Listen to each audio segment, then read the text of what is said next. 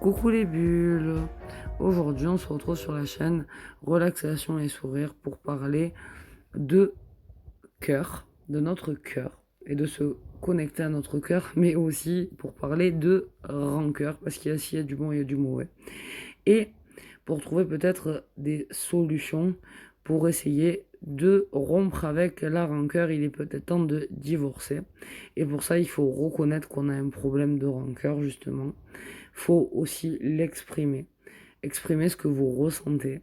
Il faut écrire ce que vous ressentez. Aussi, ça peut être une bonne chose de vous parler à vous-même, comme je le dis dans d'autres vidéos.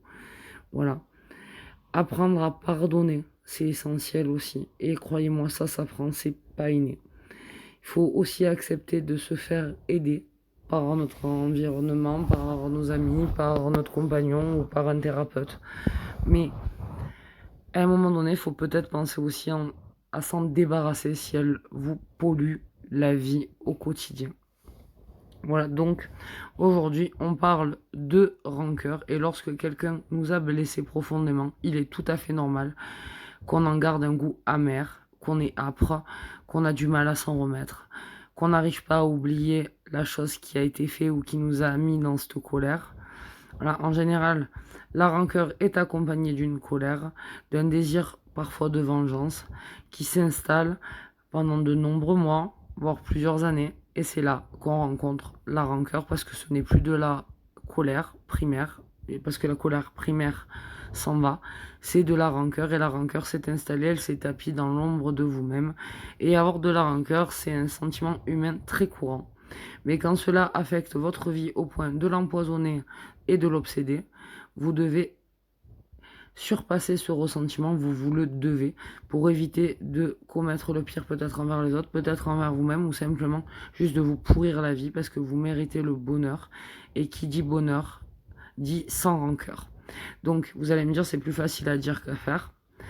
Surtout que selon ce que l'on vous a fait, peut-être que ça a gâché un peu de votre vie, peut-être que ça a coupé votre vie à un moment important, peut-être que vous avez du mal à vous en remettre parce que ça vous a brisé le cœur, et tout ça, je le comprends, je l'entends, mais pourtant, pour votre bien-être, pour votre relaxation, pour votre sourire, pour celle de votre environnement, de votre famille, de vos amis, de votre compagnon et même de vos enfants, apprendre à pardonner est la meilleure des clés qui soit. Voilà. Que veut dire exactement avoir de la rancœur? La rancœur est un sentiment de colère, un ressentiment tenace, empli d'amertume et de révolte que l'on garde après une désillusion, une rupture ou une injustice que l'on a vécue. Ça peut venir aussi après un traumatisme. Et c'est une émotion négative et toxique qui se consume petit à petit, comme le feu. Parce qu'il y a le mot consumer. Donc on va en venir au feu, le feu, colère. Voilà. Et qui nous consume petit à petit. Et celui qui la ressent va se retrouver incapable de tourner la page et même de fermer le livre et de pardonner. La personne ne pense qu'à une chose, se venger pour rétablir la justice, ou du moins ça peut être aussi par la justice des hommes, hein, j'explique, par la justice. Si par exemple vous êtes dans une affaire d'héritage ou dans une affaire de jugement par exemple, ben, vous attendez la justice et c'est normal. Et si vous êtes victime d'un préjudice, c'est normal aussi, c'est humain. Mais à un moment donné, attendre que l'autre souffre autant que nous, ça ne nous élève pas, ça ne nous permet pas d'ascensionner. Au contraire, ça nous fait régresser. Et cette colère, alors, elle ne nous fait plus avancer, elle nous fait reculer. Et c'est là où, justement, il faut s'arrêter et dire, bon, on va regarder les choses de plus près. Et il est temps que je coupe avec ça avant qu'il y ait un autre préjudice parce que je veux être vengé. Voilà. Et pourtant, comme je l'ai dit, c'est plus facile à dire qu'à faire. Mais on va expirer, et on va se dire que pourtant avoir de la rancœur expose à plus de souffrance pour soi-même que pour les autres, car en plus du ressentiment et de la colère, on éprouve également de la tristesse et de l'intolérance. De plus, cela vous empêche de vivre le moment présent et d'envisager le futur. Donc on est prisonnier du passé, de ce qui s'est passé, et vous n'arrivez pas à avancer dans la vie. Donc la rancœur, comme toute émotion négative, peut s'enraciner dans notre ancrage profondément et en nous.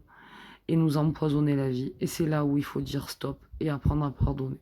Alors apprendre à pardonner, c'est difficile, presque impossible dans certains cas, parce que si vous avez subi un viol, si vous avez subi une tentative de meurtre, si vous avez subi une grosse agression, je prends des gros faits. Bien sûr que c'est difficile et que ça prend du temps et ça demande beaucoup de travail sur soi et même avec un thérapeute. Mais c'est nécessaire pour retrouver une paix intérieure. Bien sûr que si vous avez été trompé, vous avez du mal à redevenir heureux et à avoir confiance en vous. Mais ça ne veut pas dire que c'est impossible parce qu'impossible n'est pas français. Et ce n'est jamais bon pour personne de ressasser la même colère et d'avoir la même rancœur pendant de nombreuses années. Les conséquences de la rancœur sur votre état physique et émotionnel sont dévastateurs. La rancœur n'affecte pas seulement notre état psychique et émotionnel, cela a également un impact sur notre santé physique. En effet, constamment en colère, avec un profond désir de vengeance, ça peut finir par vous perdre dans une spirale de rage. Ainsi, avoir de la rancœur vous expose à de nombreuses souffrances physiques et émotionnelles comme l'angoisse, l'anxiété, la dépression, les envies suicidaires, l'agressivité et l'irritabilité, des maux de tête, la perte de confiance en soi, le stress, le fait de vivre dans un état de tension chronique qui augmente le taux de cortisol, donc qui est l'hormone du stress dans le cerveau. Ça peut aussi avoir des troubles de l'alimentation, anorexie, boulimie, mais aussi des phobies et des attaques de panique. On peut déclencher des maladies psychosomatiques, voilà, douleurs à l'estomac, douleurs chroniques, etc. On peut avoir aussi un isolement social et un repli sur soi, des troubles relationnels, des troubles du sommeil, une vulnérabilité du système immunitaire, parce qu'avoir de la rancœur pendant trop longtemps, c'est devenir sensible à différents maux. Voilà. Donc, c'est pour ça que je vais vous inviter à la méditation et au pardon, parce qu'à contrario, le pardon amène une sensation de paix. Vous vous sentez plus allégé. Donc quand vous pardonnez à l'autre, en fait, vous vous délivrez vous-même. Car délivrer d'un mal qui vous ronge depuis trop longtemps, vous libérez alors de la sérotonine et de l'oxytocine, qui sont des hormones du bonheur dans votre cerveau et dans votre système immunitaire.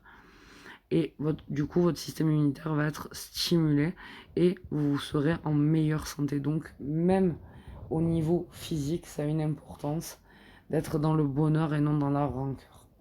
Donc, les solutions pour ne plus avoir de rancœur, c'est se débarrasser de la rancœur. Et pour ça, c'est difficile, mais soit vous avez besoin d'une thérapie parce que la rancœur elle est trop grande, soit vous essayez des exercices de méditation, de respiration, de cohérence cardiaque, de vous écrire à vous-même. Et cela va prendre du temps, c'est sûr, mais ça en vaut la peine.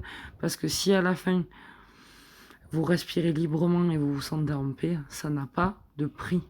De plus, vous devez faire preuve de beaucoup d'empathie envers vous-même.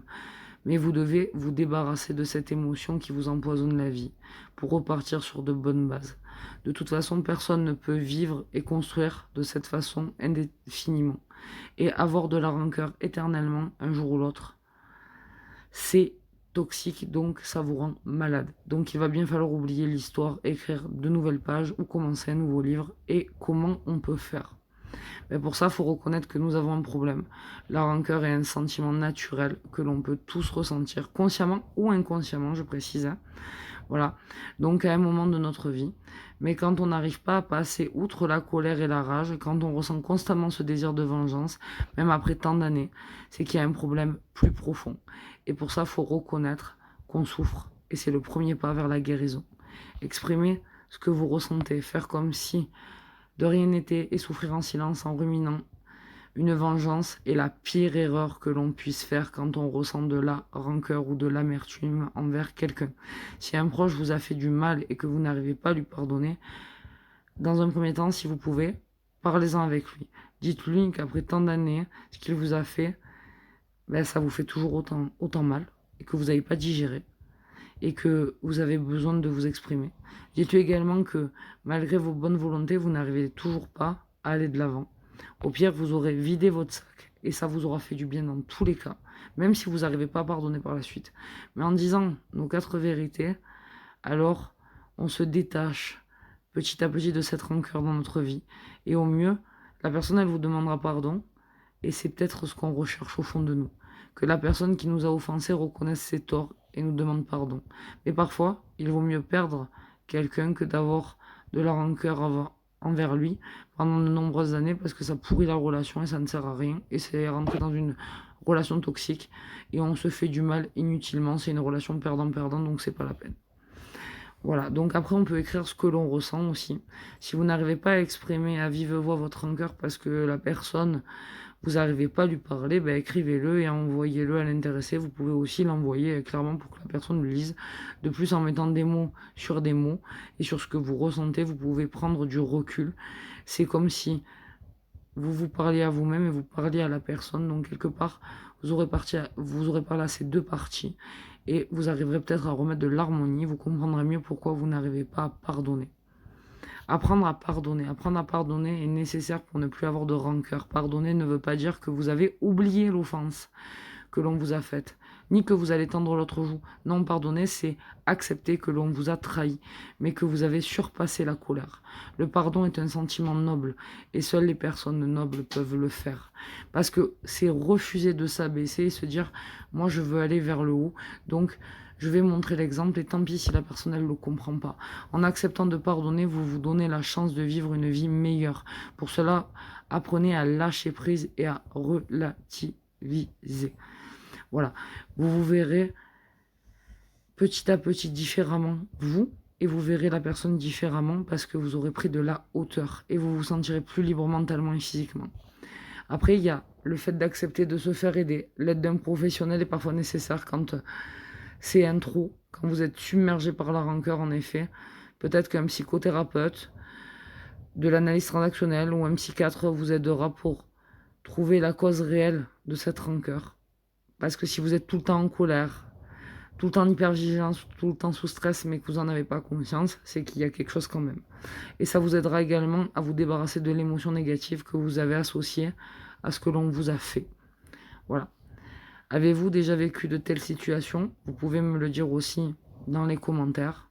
Comment ne plus avoir de rancœur? La clé, c'est le pardon. Maintenant, je ne dis pas que c'est facile. Je dis que ça en vaut la peine.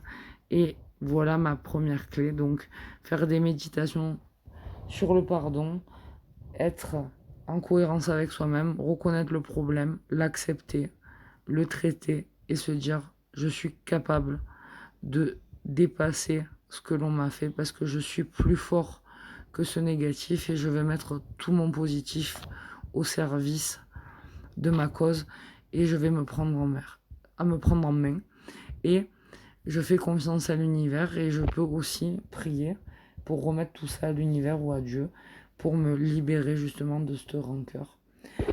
Et c'est toutes ces petites choses. Et allumer une bougie blanche aussi pour la purification peut aider. Brûler de la sauge et du palo santos à la maison peut aider aussi. Comme vous pouvez brûler des feuilles de laurier. Voilà. Ça marche aussi. Vous pouvez diffuser de la camomille et de la lavande ensemble aussi à la maison.